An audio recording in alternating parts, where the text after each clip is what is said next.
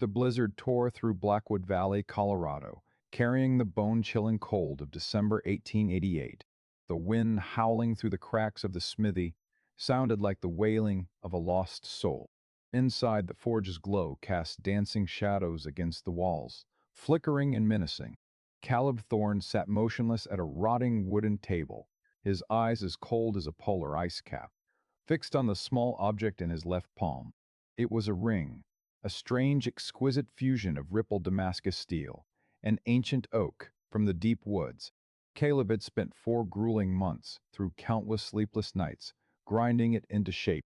His right hand, the hand that had once proudly held the sword of an Eastern noble before tragedy struck, was now twisted and gnarled with gnarly burn scars, the aftermath of that hellish night 10 years ago when the Thorne estate was burned to the ground. He couldn't hold a gun or grip a sword, but he had learned to use these mangled hands to forge the toughest and most painful of things. 10 years, Caleb whispered, his voice as raspy as metal grinding on stone. 10 years waiting for this day. He had written to a frontier orphanage, requesting a wife.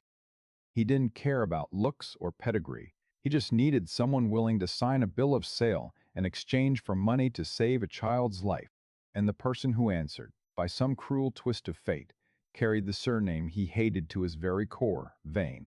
Jude Vane, the daughter of Silas Vane, the man who betrayed his father, the man who lit the match that burned his mother alive and turned him into a broken blacksmith in this god-forsaken valley. The sound of hooves pounding the frozen ground echoed from a distance, cutting through his thick cloud of hatred. Caleb stood up, his massive frame and broad shoulders blocking the light from the forge. He walked to the door, and the bitter air rushed in, freezing the very breath in his lungs. A beat-up carriage pulled up to the porch. A figure stepped down. There was no grace of a lady, no luxury of furs. Jude Vane stepped into the whiteout wearing a wedding dress of cheap, coarse fabric, its hem frayed to bits. Her long black hair fell loose, dusted with fine snowflakes. Caleb stood on the high threshold, looking down at her with all the pure, unadulterated contempt a man could muster. He didn't step down to help, nor did he offer a hand. "Get inside," he commanded, his voice colder than the storm outside. Jude looked up. Her face was pale from the cold, but her eyes, those clear amber eyes, met his directly, without flinching or fear. They were the eyes of someone who had walked through hell and had nothing left to lose. Shaking, she picked up her small suitcase and took heavy steps onto the porch. Once inside, the warmth of the forge offered no comfort. The suffocating smell of coal and the sweltering heat only sharpened the hostile atmosphere. Caleb slammed the door shut, the bolt sliding home with a crack like a gunshot. "I expected a vain girl to show up with a retinue and crates of diamonds," Caleb sneered, stepping toward her. "Turns out Silas Vane is so down and out, he had to sell his daughter to a broken blacksmith to clear his tabs." Jude bit her lip, her voice trembling but steady. "My father didn't sell me. I came here of my own free will." Free will? Caleb stepped so close Jude could feel the heat radiating from his chest and the heavy scent of hot steel. "Don't talk to me about virtue. Your kind are nothing but blood-sucking leeches. You're here to pay for your name, Jude. And I'll make damn sure the price is steep." He roughly grabbed her left hand. Jude's hand was slender and lily-white, looking utterly out of place in his rough, scarred palm. Caleb pulled out the Damascus ring and, without a shred of gentleness, forced it onto her ring finger. Jude let out a soft groan of pain. The ring was too small. He had forged it from the memory of his petite mother, or perhaps he intentionally wanted it not to fit. The sharp, cold metal bit into her soft skin, henching her knuckle. Caleb didn't stop. He kept pushing until the steel band forced its way past the first joint, leaving a deep crimson welt as tiny beads of blood began to seep under her fair skin. "See that?" Caleb hissed through gritted teeth, a cruel glint in his eyes as he saw her blood stain the oak inlay. "It doesn't fit. You don't belong here, and you'll never fit into my life.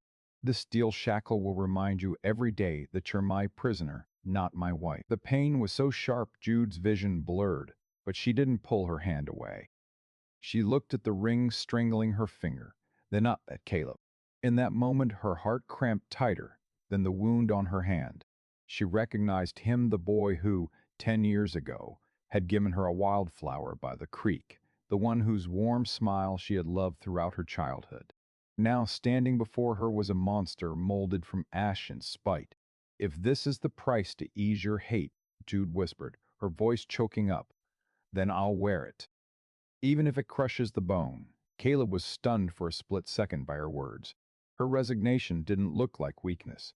It carried an underlying strength that got under his skin.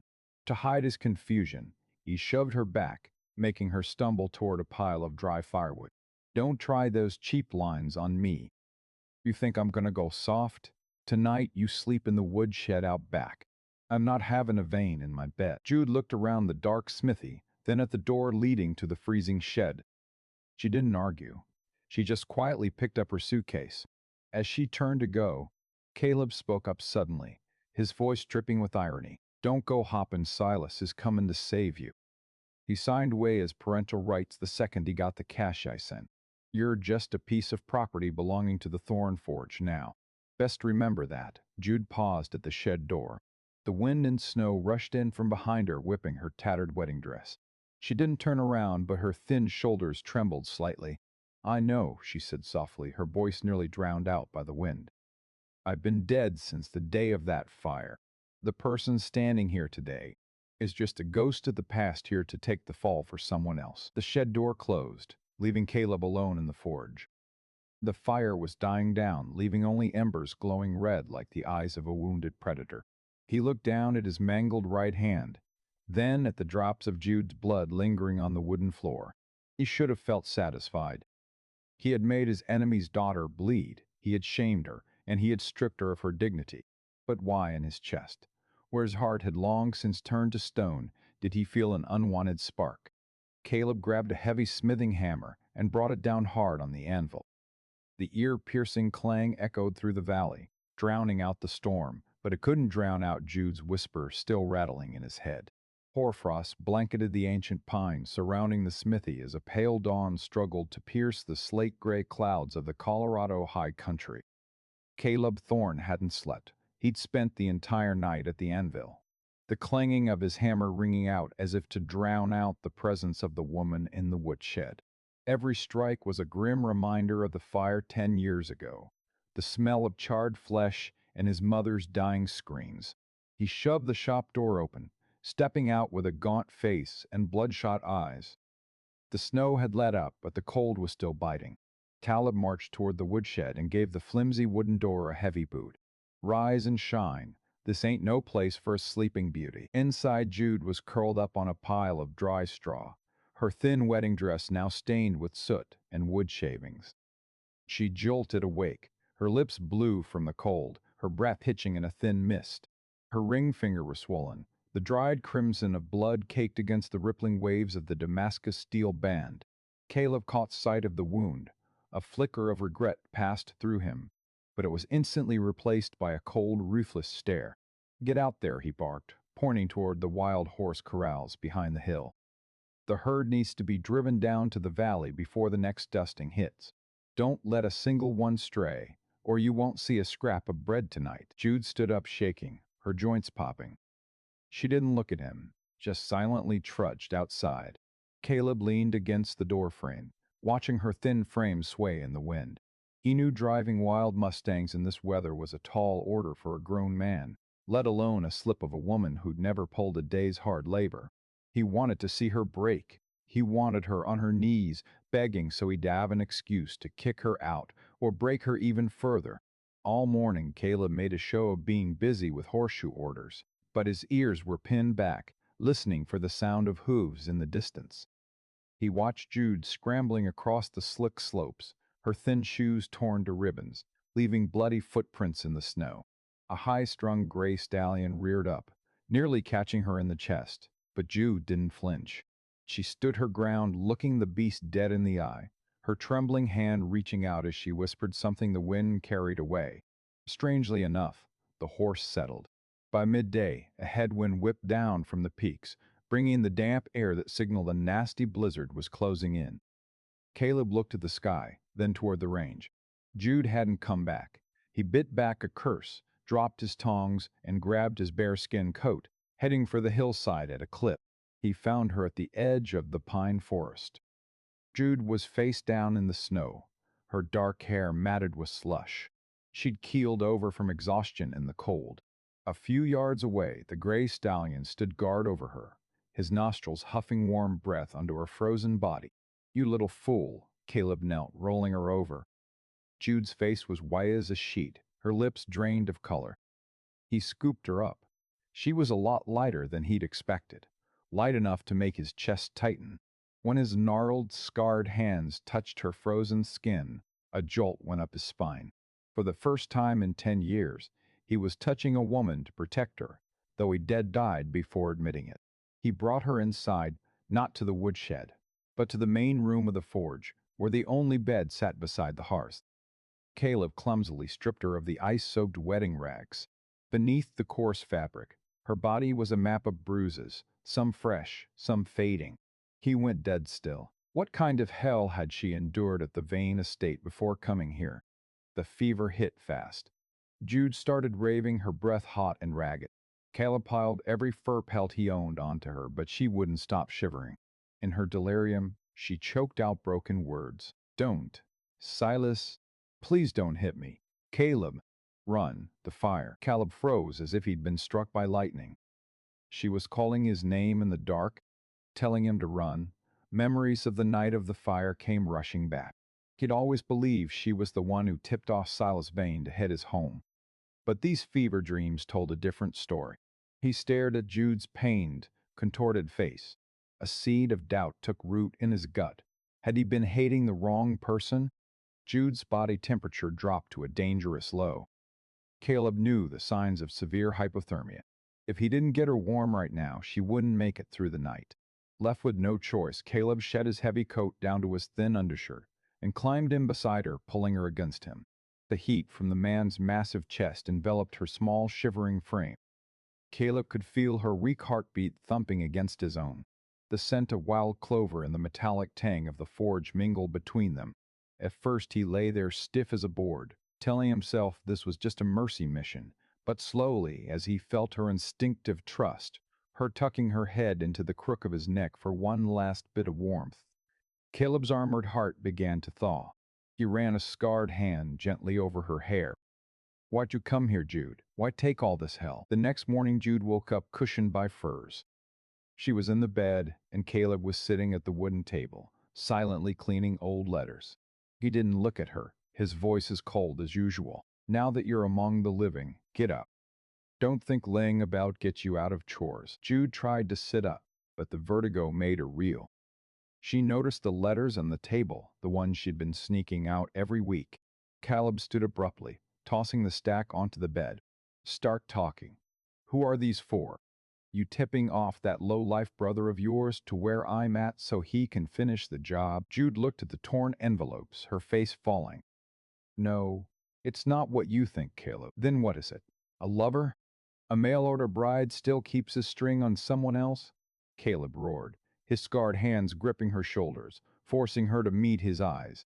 A raw, unearned jealousy burned in his gut of feeling he didn't even understand. Jude swallowed hard, her amber eyes welling with tears. "I'm sending money, the wages you pay me every month, back to my brother." "Your brother?" Caleb went still. "Silas said you didn't have a soul left in the world." "He lied," Jude sobbed. "Toby, he's only 7, and he's blind. Silas is holding him hostage in a remote convent. He forced me to come here, to take your abuse in exchange for Toby's life. I send the letters to make sure he's still being fed. Caleb, I don't have anyone else." Caleb's grit loosened, the anger evaporated, leaving a hollow ache of regret. He looked at her thin hands, where the steel ring was still biting into her skin. She was carrying the weight of the world, and he'd been piling his own blind hate on top of it. Without a word, Caleb turned and walked out. He needed the cold air to keep his head straight, but the moment he opened the door, he stopped dead. At the end of the valley road, 3 riders were closing in. Leading them was a man in a plush ermine coat, a shit-eating grin visible under the brim of his top hat. Silas Vane had arrived. Caleb turned back to Jude, his eyes no longer full of hate, but a high-alert protective streak. He stepped to the bed, roughly but firmly pulling her up and shoving her into the shadows, behind a heavy wardrobe. He's here. Whatever happens, you stay put. Jude grabbed his sleeve, trembling. Caleb, don't. He's packing heat. He'll kill you. Caleb leaned down and caught her lips in a sudden bruising kiss, a kiss that tasted of salt and old grudges, but carried a silent promise neither was ready to name.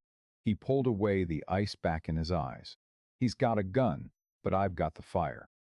He stepped out onto the porch, his scarred hand finding the heavy handle of a sledgehammer by the door. Silas Vane pulled up his horse, blowing a cloud of white cigar smoke into the air, looking at Caleb with mock pity. Well, dear brother-in-law, word is your forge hasn't been doing too hot lately. I've come to offer you a way out, and to collect my property. Silas Vane vaulted off his horse, his polished leather boots hitting the light snow with a swagger. He peeled off his gloves, revealing pudgy fingers cluttered with gold rings, and nonchalantly brushed the dust from his ermine lapel. His gaze swept over Caleb from head to toe, lingering with obvious relish on Caleb's scarred, mangled right hand. This shop is just as reeks as ever, ain't it, Thorn? Silas sneered, his voice high and shrill like rusting metal. I figured, after 10 years of living in the muck, you'd have learned a little southern hospitality for a distinguished guest. Caleb didn't budge. His left hand tightened around the hammer's haft, the muscles beneath his thin undershirt coiling like a bowstring. There ain't no distinguished guests here, just trash blown in from town. Say your piece before I use this hammer to put your horse out of its misery. Silas didn't flinch. He slowly drew a yellow parchment from his inner pocket. The edges were frayed, but the bright red wax seal of the county seat stamped with a wolf's head remained perfectly intact. He gave it a little shake in front of Caleb's face. Don't get your dander up, brother-in-law. I didn't come for a scrap, I came for justice. Silas cleared his throat, reading each word with sickening delight. This here's a blood debt note, signed the night your old man kicked the bucket. He gambled away the deed to this entire Blackwood Valley as collateral. And as luck would have it, I'm the only surviving guarantor of that debt. The blood in Caleb's veins turned to ice. You're a damn liar. My father never touched a deck of cards. He was an honest man. Honesty don't feed ambition, Thorn. Silas took a step closer, his breath reeking of opium and cheap whiskey as it hit Caleb's face. I've let you squat here for 10 years out of the goodness of my heart. But now my useless sister is here, and I need capital for the railroad. Option 1, you cough up 10,000 gold dollars right now. Option 2, you sign over this spread. Otherwise, the sheriff's gonna be here tomorrow to toss you out like a stray cur. From the dark corner of the house, Jude listened with bated breath, her heart hammering against her ribs. She knew Silas was lying. Caleb's father had been murdered before any such debt could have existed. But that paper, that seal looked too damn real. She saw Caleb's back tremble slightly. The shame and fury were eating him alive. Silas was trying to strip away the last thing Caleb had salvaged from the ashes, the pride tied to this dirt. She couldn't stand by anymore. Jude shoved the wooden door open and stepped onto the porch. The cold wind caught her, making her stumble, but she found her footing beside Caleb. You're lying, Silas, Jude shouted, her voice ringing clear through the silent valley. Silas narrowed his eyes at his sister. Well, looky here, our bride's looking a bit worse for wear. Guess this crippled blacksmith don't know how to treat a lady. Caleb turned, his eyes darkening when he saw her. I told you to stay put. I won't let him play you. Jude didn't look at Caleb. She kept her eyes locked on her brother. She walked to the edge of the porch, standing toe-to-toe with Silas. Father never signed that paper. I saw you sneak into his office the night Caleb's father died with a set of forged stamps. Did you think I was too small to notice? The smirk wiped off Silas' face, replaced by a look of pure malice. He stepped up onto the porch, raising his hand to backload her. But before he could lay a finger on her, a steel trap snapped shut around his wrist. Caleb had grabbed Silas. The grip from his left hand was so powerful, you could practically hear Silas's wrist bones popping. Touch her again, Caleb growled, his voice low and dangerous like a mountain lion's rumble, and I'll forge your wrist into a pile of scrap metal. Silas went pale with pain, stumbling back a few steps when Caleb let go. He gasped for air, signaling his two hired guns to draw. Two black muzzles were instantly leveled at Caleb's chest. "Who the hell do you think you are, Thorn?" Silas hissed, rubbing his swollen wrist. "I'm the long while, and the sports. I got the papers. What have you got?" A traitorous woman and a pair of busted hands. Jude saw the mercenary's fingers tighten on the triggers. She knew Silas wouldn't hesitate to pull the plug if he felt cornered. In a split-second decision, she stepped forward, shielding Caleb from the enemy fire. "Hold it!" Jude screamed. She looked Caleb in the eye, then suddenly pulled a small, whittling knife from her sleeve, the one she used for wood shavings. To everyone's shock, Jude pressed the cold blade against her own arm, right where Caleb's burn scar sat. "You want the land, Silas?" Jude's breath was ragged, but her eyes were fire. "If you shoot him, I'll end it right here. You know the law. If I die before the transfer is settled, this property gets frozen and goes to the state because there's no direct heir to sign off. You won't see a red cent." Caleb was stunned. He watched the blade graze Jude's pale skin, drawing a thin line of crimson that tracked down her elbow. She was gambling her life against that devil. A sharp pain gripped his heart. Why was she doing this? For him or for penance? Silas looked at the blood on his sister's arm, his face contorted with rage, but also a hint of hesitation. He knew Jude. When she said something, she meant it.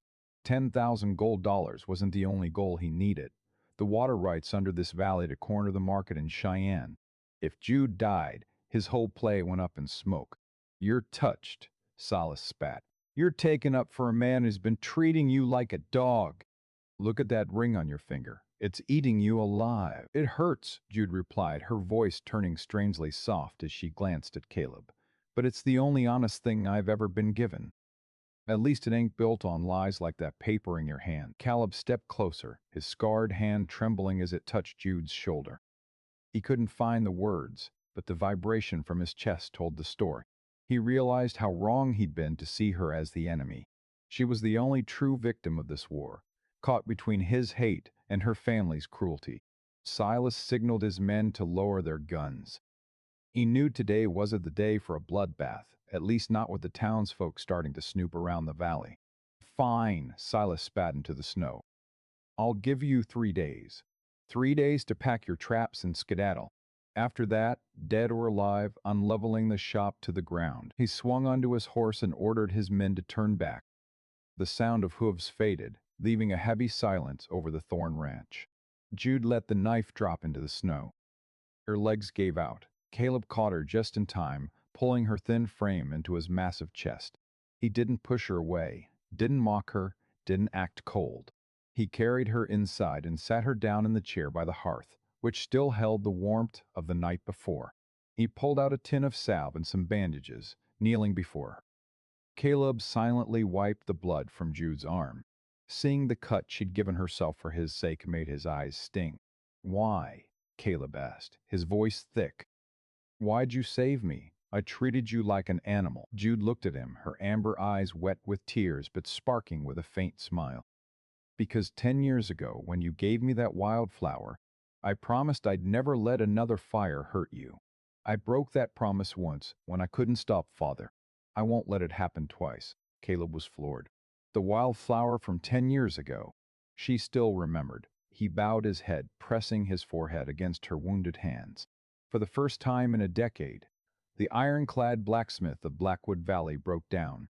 "Jude," he whispered, "we can't walk away from this land. It's all we've got. We aren't leaving." Jude took his scarred hand. "Caleb, look at me. There's a hidden compartment under the floor of your father's woodshop. I saw him hide something there the night before the fire. Something that could take Silas down." "Hishane." Caleb looked up, a glimmer of hope in his deep blue eyes. He stood, grabbed a lantern, and headed for the forge. Jude was right on his heels. They started scraping away the ash and soot beneath the great anvil. After a bit of digging, Caleb found a floorboard that rang hollow. He pried the board up with a hammer. Beneath a thick layer of dust sat a small brass box. Inside wasn't gold or silver, just a small leather-bound ledger and an old survey map. Caleb opened the ledger. His father's handwriting filled the pages, steady and clear. It was a log of every deal Silas Bain had made with the railroad smugglers. And more importantly, it held the original deed to Blackwood Valley, a deed that stated the land passed unconditionally to Caleb Thorne, and that any debts of his late father had been settled in full with a silver mine down south long ago. Silas had buried the truth and forged the records to grab the water rights. He had it all ready for me, Caleb whispered, his thumb tracing his father's script. But as he went to close the book, a small scrap of paper fell out. It was a secondary will, written in dried blackened blood. Caleb skimmed it, and suddenly his breath hitched. "What is it?" Jude asked, worried. Caleb looked at her, his eyes full of shock and a love so deep it hurt. "This will, it says if anything happened to Father, the legal guardian of this valley, until I came of age." It wasn't Silas. Then who was it? It was your mother. Caleb paused. "And it says, there was a joint trust my father and your mother built in secret, specifically for us. Their two children. They wanted us tied together all along, Jude." Just as the two of them were reeling from the secrets of the past, a massive explosion rocked the stables. Flames began to roar, turning a corner of the sky blood red. Silas hadn't waited 3 days. He'd come back to finish it with fire, the one weapon he believed could incinerate the evidence. Cobb clutched the ledger to his chest, looking toward the blaze with eyes full of fire. "He wants a bonfire. I'm going to show him what a real fire looks like." The heat from the stables slammed into Caleb's face, dragging back the worst nightmare of his life. Columns of pitch-black smoke spiraled into the night sky, swallowing the stars. The air was thick with the frantic screams of horses, the snap and pop of burning timber, and the thunderous groan of collapsing beings. Silas hadn't waited 3 days. He'd chosen the gutless way out, aiming to incinerate every shred of their hope under the cover of night. "Jude, take this ledger." Caleb shoved his father's keepsake hard into her hands, his eyes reflecting the roaring orange glow. "Run to the back of the valley, to the small cave by the cliffs. Don't you dare look back. No, I'm not leaving you alone." Jude clutched the book to her chest, her lips pale with terror, but her eyes held a sudden, fierce resolve. "He wants to burn you alive again. I won't let it happen." Caleb looked at the smithy. The fire was already licking the dry wood piles against the exterior walls.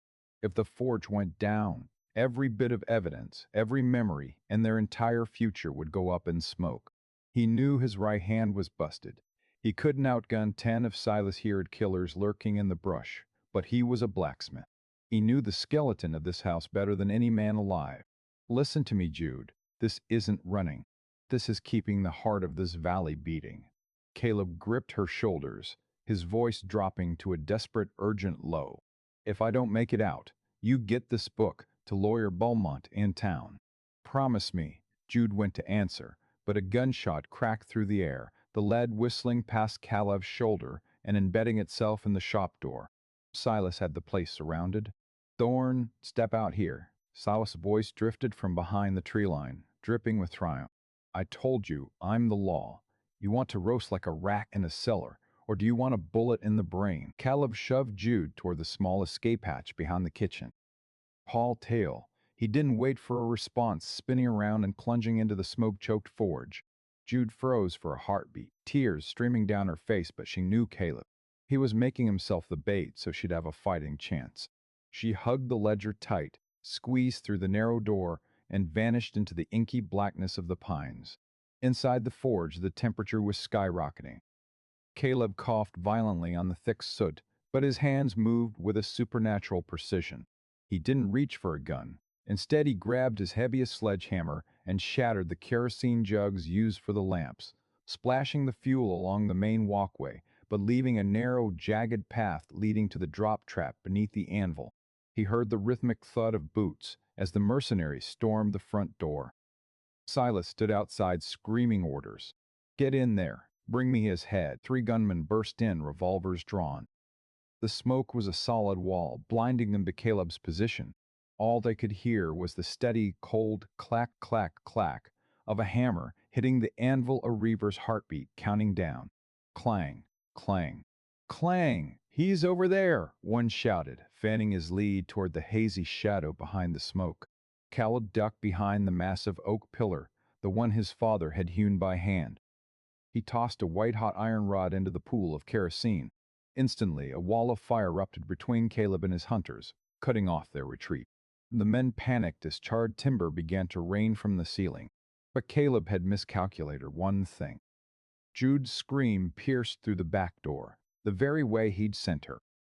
"Caleb, help me!" Caleb's heart nearly stopped. He charged through the wall of flames, ignoring the fresh burn searing his skin. Silas hadn't surrounded the whole house. He'd sent a man around the back to cut off the bolt hole. Jude was being hauled by her hair by a massive brute of a man.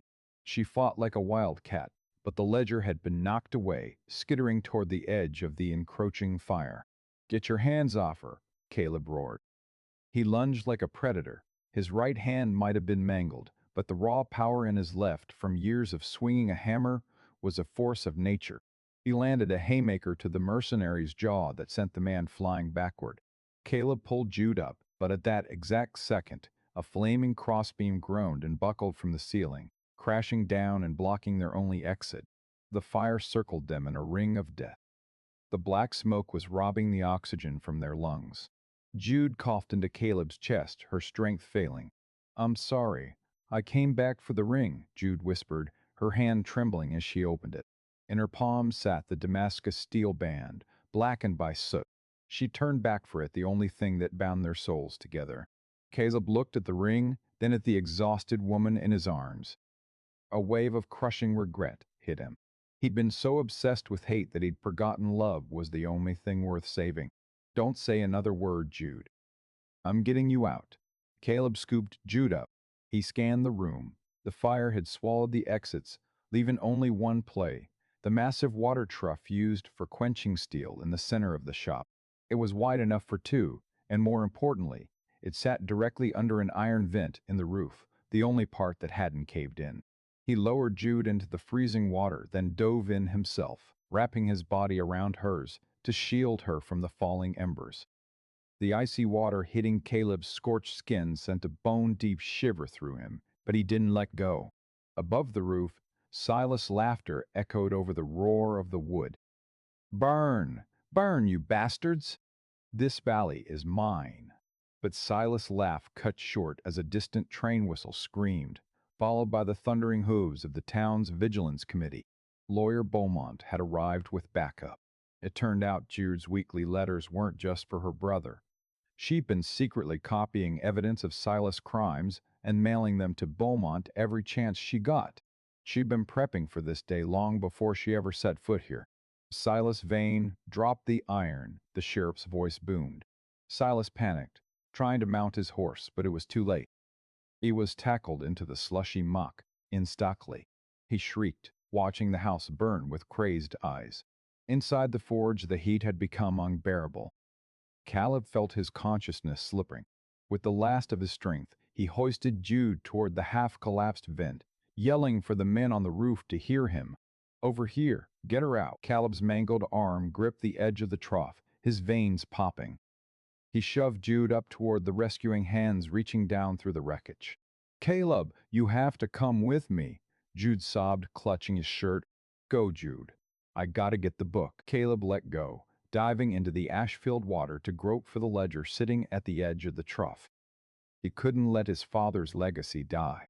Just as his fingers closed around the waterlogged leather cover, the entire roof above them gave way with a deafening roar. Carled, Gould's scream tore through the night, but all she saw was a red sea of fire and a wall of smoke. The Thorn house, which had held 10 years of hate and 1 week of short-lived love, was nothing but a glowing heap of ruins. Jude collapsed into the snow. The Damascus ring slipped from her hand, rolling until it stopped next to a hoofprint. She didn't care about Silas being hauled off. She didn't care about the valley being hers. She only stared into the blaze where the man she loved had traded his life to protect her and his past. The winter wind blew, kicking up ash into the air. The snow began to fall again, white and silent, as if trying to bury the pain.